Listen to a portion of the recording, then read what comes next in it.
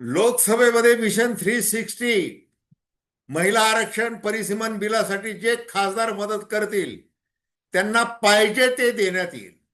मग आता खासदार सुप्रिया सुळे यांच्या नेतृत्वाखाली जे काही 7 खासदार भेटले त्यांनी एका फंडाची मागणी नरेंद्र मोदी यांच्याकडे केली आणि नरेंद्र मोदी यांनी ती मान्य सुद्धा केली. आता जे फुटणारे फुटीर खासदार आहेत, शिवसेनेतले असतील, तृणमूल काँग्रेसमधले असतील, आम आदमी पार्टीतले असतील, यांना जो रेट दिला गेलेला आहे 50 कोटी का 100 कोटी काय जो असेल, मग निदान आपल्याला फंड तरी मिळाला पाहिजे.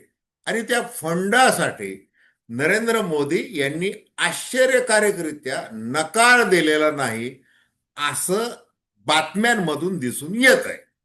आता तो कोणता फंड, किती रुपयांचा फंड, तर तो आहे पीएम केअर फंड.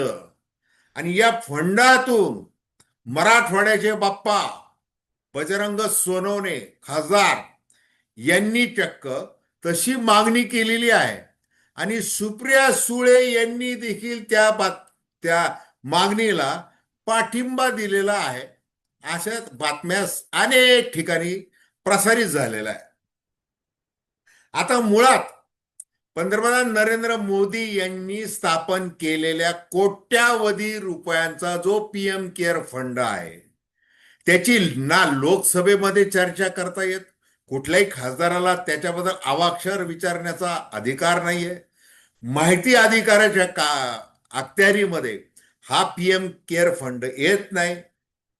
सगळी सूत्र जी आहेत ती नरेंद्र मोदी यांच्या हातामध्ये, की कोणाला काय द्यायचं, परदेशातून किती निधी आला पीएम त्या केअर फंडासाठी हे सांगण्याची गरज नाही, देशामध्ये काय झालेलं आहे ते सांगण्याची गरज नाही, हिशोबच द्यायचा नाही. अशा प्रकारचा पीएम केअर फंड आहे. आता या फंडातून खासदारांना काही कोटा दिला जातो म्हणे, काही वैद्यकीय प्रकरणं असतील, मग ती 30 होती का आता ती 35 प्रकरणं, तो कोटा वाढवा अशी मागणी बजरंग सोनवणेंनी केली. म्हणजे इतकं काही विचित्र चाललेलं आहे. म्हणजे आता हे पंतप्रधान नरेंद्र मोदी यांनी फक्त स्माईल केलेलं आहे आणि सुप्रिया सुळे यांचं हे अज्ञान आहे का की पीएम केअर फंडातून काहीच मिळणार नाही. उलट 2020 मध्ये ज्या वेळेला या पीएम केअर फंडाची अतिशय सुरक्षित स्थापना झाली त्यावेळेला व्यंकय्या नायडू असतील, हे जे पी नड्डा असतील, यांनी सांगितले की खासदारांनी 1-1 कोटी रुपये आपल्या एमपी लॅड मधून द्यायचा, म्हणजे स्थानिक विकास निधीतून द्यायचा आहे. ते देखील झालेलं आहे. आणि मग हे सोनवणे हे कोणतं यांचं आघात ज्ञान आहे, सुप्रिया सुळे यांचं त्याच्याकडे लक्ष कसं नाहीये. कारण काय, दाखवायचे दात वेगळे, खायचे दात वेगळे, त्या नादामध्ये घडलेलं आहे. आता ही जी मांडणी मी करतोय ती कदाचित चुकीची देखील असू शकते. आणि ती जर चुकीची असेल तर खासदार सुप्रिया सुळे उत्कृष्ट संसदपटू आहे, अतिशय अभ्यासू आहे, त्या याच्यावर काहीतरी खुलासा करू शकतील. त्या एकूणच विषय आपण बोलतोय. नमस्कार, जय महाराष्ट्र. मी डॉक्टर अनिल फळे. माझी आपल्याला विनंती की चॅनल सबस्क्राईब करावं, सबस्क्राईबचं बटन दाबावं आणि आपली प्रतिक्रिया बिनधास्तपणे नोंदवावी. हे बघा, व्हिडिओ शेवटपर्यंत बघा. थोडासा लांबू शकतो किंवा थोडासा असा लांब रेंगाळतोय असं वाटू शकतं, पण हे फार महत्वाचं. आता पीएम केअर फंडाची चौकशी करा. तमाम विरोधी पक्षांनी पहिल्यापासून मागणी केली आणि मुळात आता जसं आता ते सीजेपी आलेलं आहे, कॉक्रोच जनता पार्टी, त्यांनी देखील या जैन झीनी देखील मागणी केलेली आहे.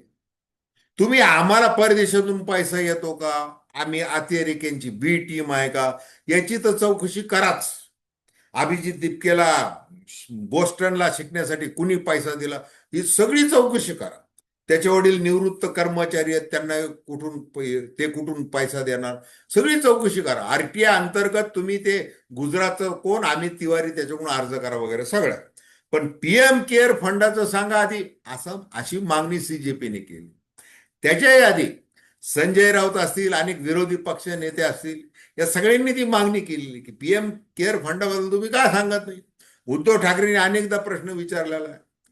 आता ज्या वेळेला मी या सगळ्या बातम्या पाहत होतो त्यावेळेला दिव्य मराठी असेल किंवा बाकीचे अजून स्टेट्समन आहे, एनडीटीव्ही प्रॉफिट आहे, अनेक म्हणजे वेब पोर्टलवर आलेल्या आहेत बातम्या की त्याच्यामध्ये ह्या बजरंग सोनवणे यांनी ही मागणी केलेली आहे. त्यांनी जी मागणी केलेली आहे त्याच्यातली एकच ओळ तुम्हाला वाचून दाखवतो. हे बघा, म्हणजे त्यांनी बीड जिल्ह्यातल्या अनेक मागण्या केल्या असं त्यांनी सांगितलंय पत्रकारांना. आणि त्याबरोबर मी शेतकऱ्यांच्या आत्महत्या, पाण्याचे प्रश्न, हे असं बरंच काही ते बोललेले आहेत. आता त्यांची जी ओळ आहे महत्वाची, तर ती फार सांगण्यासारखी आहे. हे बघा, खासदार बजरंग सोनवणे बीड जिल्ह्यासाठी उजनी धरणातून तातडीने पाणी सोडण्याची आग्रही मागणी त्यांनी केली. यासोबतच पीएम केअर फंडातून खासदारांना सध्या 35 प्रकरणांसाठी मिळणाऱ्या मदतीचा कोटा वाढवण्यात यावा अशीही मागणी त्यांनी लावून धरली. ही वाढ केवळ एकापुरती मर्यादित न ठेवता सर्वच खासदारांसाठी लागू करावी असा महत्वाचा मुद्दा त्यांनी उपस्थित केला. हे तर मला जेवढं कळतंय किंवा जेवढं आकलन आहे ते कमी असू शकतं. मग ते पीएम केअर फंडाबद्दल जे काही चर्चा सगळी भारतात नाही जगभर चालू आहे, ते याच्यात ती यांनी जी मागणी केलेली आहे म्हणजे धाडस. म्हणजे तुम्ही आम्हाला नाही रेट हॉर्स ट्रेडिंग प्रमाणे ओमराजे निंबाळकर सहित वगैरे तो जो काही दिला गेलेला आहे अशी चर्चा आहे, त्याप्रमाणे भला आम्हाला काही देऊ नका पण निदान आम्हाला ते पीएम केअर फंडामध्ये ती तिजोरी तर आमच्यासाठी उघडा. हे धाडस बजरंग सोनवणे यांनी केलेलं, त्याच्याबद्दल कौतुक केलं पाहिजे त्यांचं.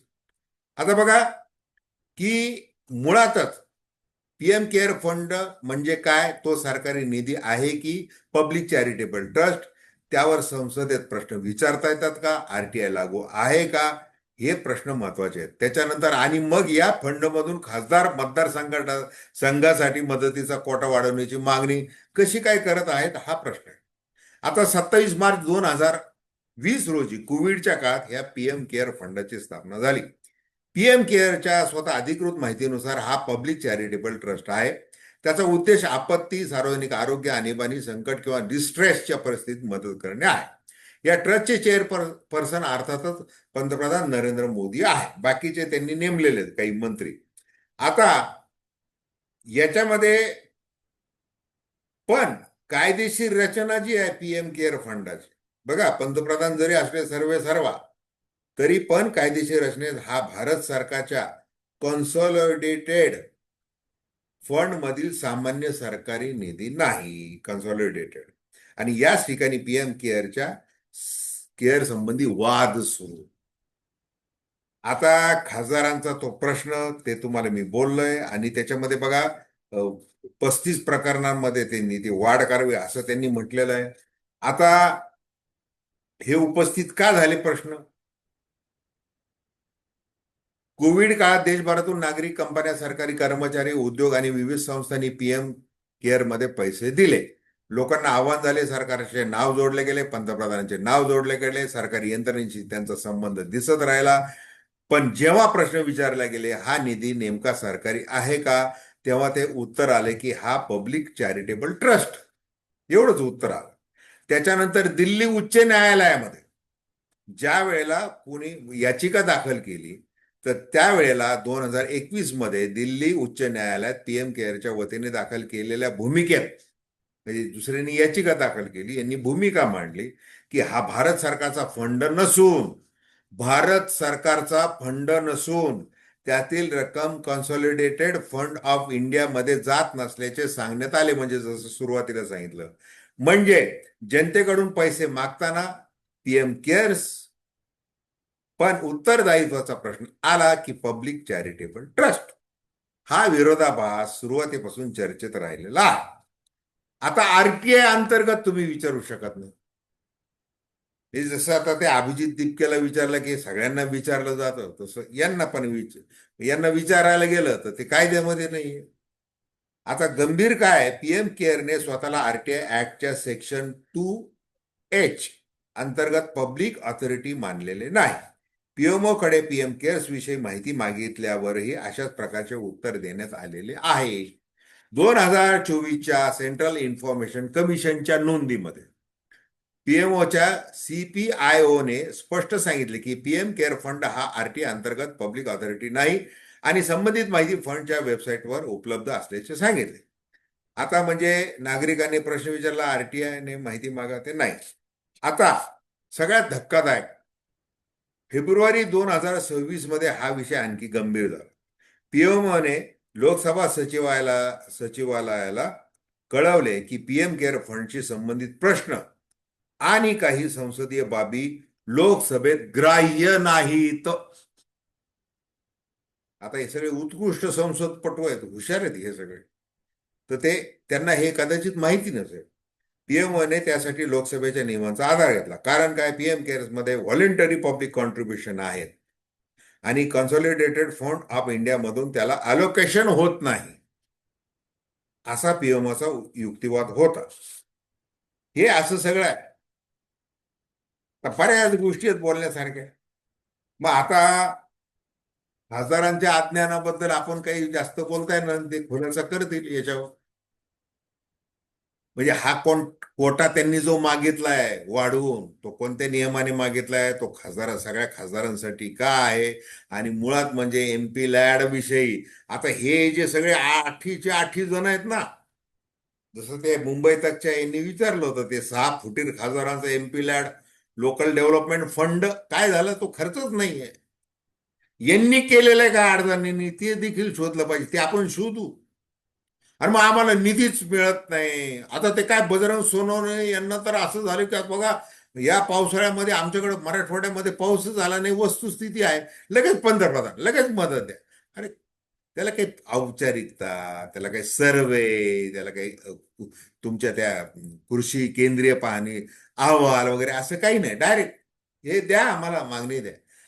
तुम्ही जे कारण दिलेले आहेत, पायलीचे 50, कुणी म्हणतं 10 मिनिट भेट झाली, कुणी म्हणतं 15 मिनिट झाली, कुणी म्हणतं अर्धा तास झाले. अमोल कोले हे यादी वाचून दाखव, सुप्रिया सुळे हे यादी, सोनवणे हे यादी, ते नंतर धैर्यशील मोहिते हे यादी वाचून दाखवलेली. आणि हे सगळं कधी अर्ध्या तासात झालं. बरं, थापा मारायचे तर किती मारावा थापा. मग लोणकडी थाप हे पीएम केअर फंडातून मागितले. आता पीएम केअर फंडातून ते सगळ्या गुरुजीच्या ताब्यात चाव्या आहे, पंतप्रधान नरेंद्र मोदी यांच्या. ते तुम्हाला थोडी देणार, ते वर्गात सांगत नाही लोकसभेच्या की तुम्ही काय करायचंय, त्याचं तुम्ही मागू शकत नाही, आणि त्याच्यातून ते तुम्हाला देणार आहे का? बरं, तुम्हाला 8च जणांना कशी देतील?